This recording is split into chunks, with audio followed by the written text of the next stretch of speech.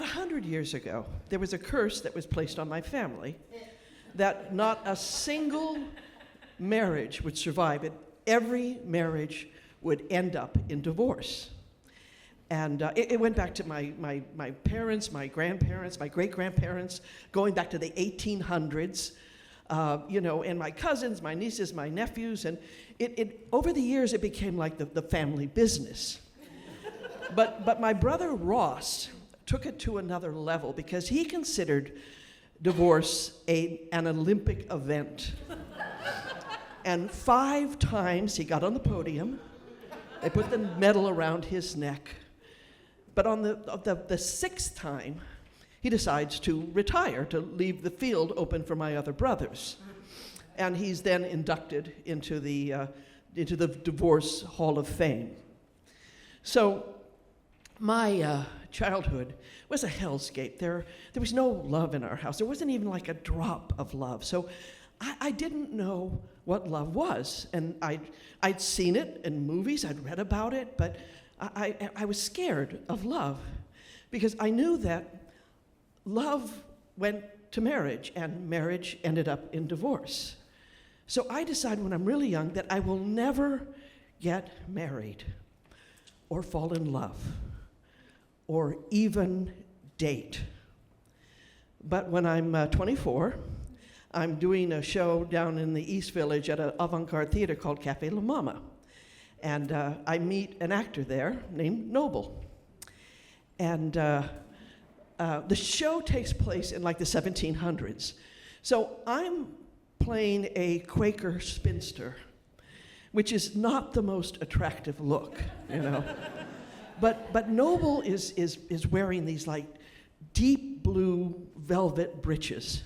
And he wears this puffy pirate shirt, like the one in Seinfeld. And he's got all this hair and a man bun, which they called a peruke. And he looked like a pirate. And I love pirates because they're bad. Because bad boys make me think of the toxic men in my life, in my family. So I'm comfortable with them. So other teenage girls had posters of David Cassidy from the Partridge Family on their walls, because he was cute and he had a button nose and chiclet teeth and sparkly eyes and gleaming hair and he had dimples, and I hate dimples. No, my sex symbol was a British actor called Oliver Reed, who played in the film The Devils. And he was pockmarked and pot-bellied, and you could grease an omelet pan with his hair. And he had curled his lip for so many years, it was in a permanent sneer. And it hid these awful, bad English teeth, which is an oxymoron. So, I mean, there just wasn't anyone sexier than Oliver Reed, unless you were a serial killer, because I had a thing for serial killers. I still do. And I was the only kid in my school that had a Jeffrey Dahmer lunchbox. And the action figure. So, but actually that's not true. I just made it up for a cheap laugh. So Noble and I never talked to Noble when we were on stage. I mean, except when we were on stage. And I wouldn't look at him. I would never look him in the eyes. So I did all this stuff. I would avert my eyes, and I did all this stuff like really dramatic to look away so I wouldn't catch his eye. And off stage, when I ran into him, I became a human Roomba. I would back up and take off. But one day he corners me, and he says, "A bunch of us are heading out to the Cedar Tavern for the drinks after the show. Why don't you come along?" So I let my guard down, and I go to the restaurant, and I walk in, and it's just Noble sitting by himself at a table for two. And I think, oh my God, I hope this guy doesn't think we're on a date. So, I sit down, and the first thing he says to me is, I think we should move in together. So I call his bluff, and I say, sure. I'm heading out to California for Christmas. You find us a place. By the time I get back, I'll move in with you. Christmas Eve, the phone rings. It's Noble, and he says, I got us a place. It's in Woodside, Queens. It's tiny, but it's rent-controlled. So I move in with him because, it's rent-controlled. And the place where I was living was not, I mean, it was a decent, apartment. It was on the Upper West Side. It had exposed brick, the working fireplace, the hand-painted Italian tiles, and the marble bathroom. But it was insanely inexpensive. I mean, it started out at like $140, but it went all the way up to $160. I mean, who could afford that? And the Woodside place was $120, and it was rent-controlled. So I end up living with this guy for a while, actually for 11 years. And every year he asks me to marry him, and I say yes. I have no intention of going through with it. And every time the date gets near, I become that Roomba, and I take off. And so the 11th time he asked me, he says, I'm asking you one more time, and if you don't go through with it, I'll never ask you again. So he flies me to London so I can't get away. Now, during Vietnam, Noble had been drafted into the Navy, and he was stationed in Cornwall in England on a Royal Air Force base, and he was there for 4 years.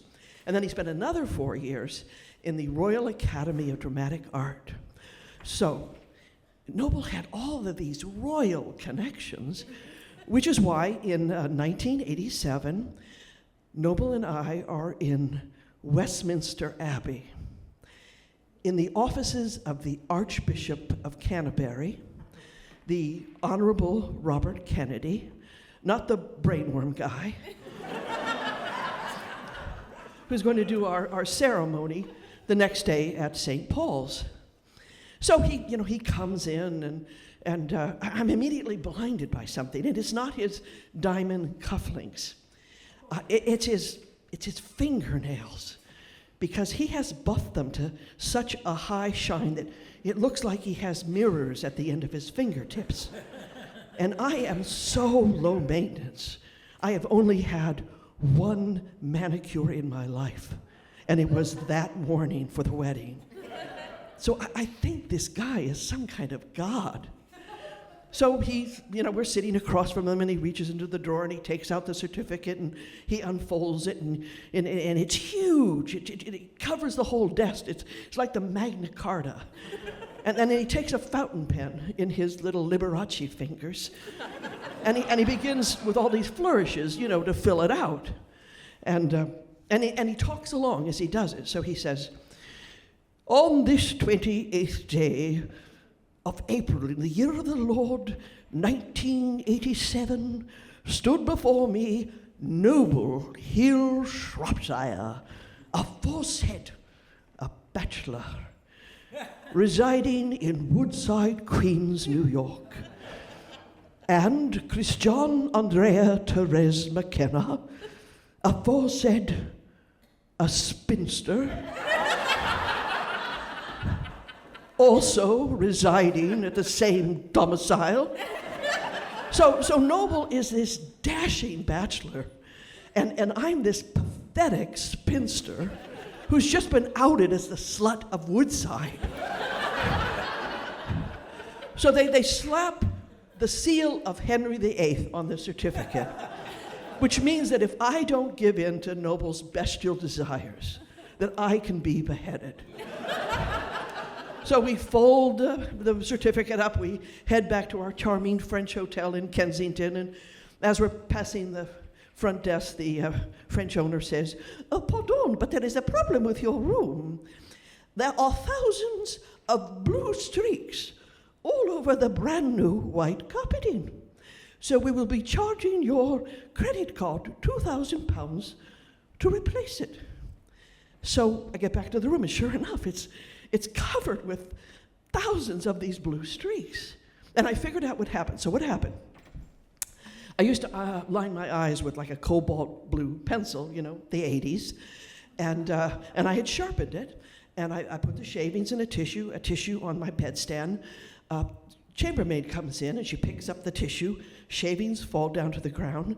She starts to carpet sweep, and this blue wax gets caught in the bristles, and it begins to spread throughout the whole room. So the night before my wedding, I am on my hands and knees with a pair of cuticle scissors, not mine, Noble's, cutting away thousands of these blue strands of carpet. And at dawn, when he goes out to Heathrow to pick up our friends, I'm still cutting away until there's like all these mounds of blue carpet that look like Smurf hairballs. So I finally finish, and I get in my wedding dress, and I'm, sitting on the edge of the bed, and I'm getting excited. I'm finally going to get married. And hours go by, and there's no Noble. And I think he's gone back to America to teach me a lesson. So now I'm pissed. And I see a bottle of brandy that one of our friends had sent us. So I open it up, and I drink the entire bottle until I am stinking drunk. And then I begin to panic, and I think, what the hell am I doing? I don't know this man. You can't know a man after 11 years. So I stuff all my clothes into a suitcase, and I head for the door. I'm still in my wedding dress, and as I hit the door, it opens, and there's Noble. And he says, "You were going to run away again, weren't you?" And I said, "Yeah. You going to stop me?" And he says, "Oh, for God's sakes, Tina, put on your hat. We're getting married." So he grabs my hand, pulls me out onto the street. We hail a cab. He pours me into it, and we're racing to the church. And every time we come to a stop sign, I try the door because I think I still have time to get away. We pull up to St. Paul's and get out. And Noble's got my hands in a death grip, and I can't get away. But as I'm going up the stairs, I feel something at the bottom of my shoe, so I take it off and I look inside. And it's a single strand of blue carpet. And it's trying to tell me something. So I put the shoe up to my ear. And it whispers, "Stop running." So I go in, and I marry my dashing bachelor, and I break the family curse. It's been almost 50 years since the day I took a chance and moved in with Noble, and we're still together.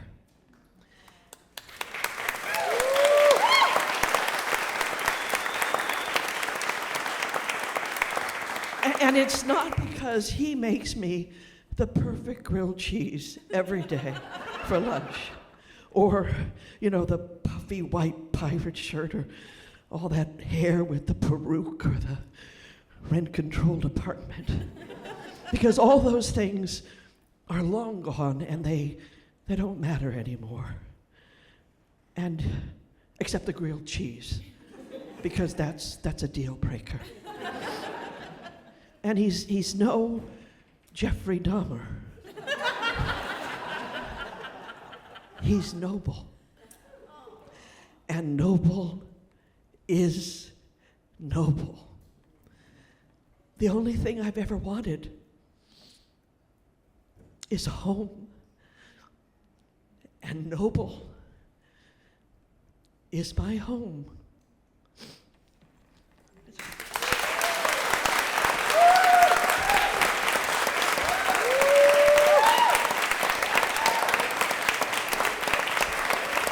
See the McKenna, everybody.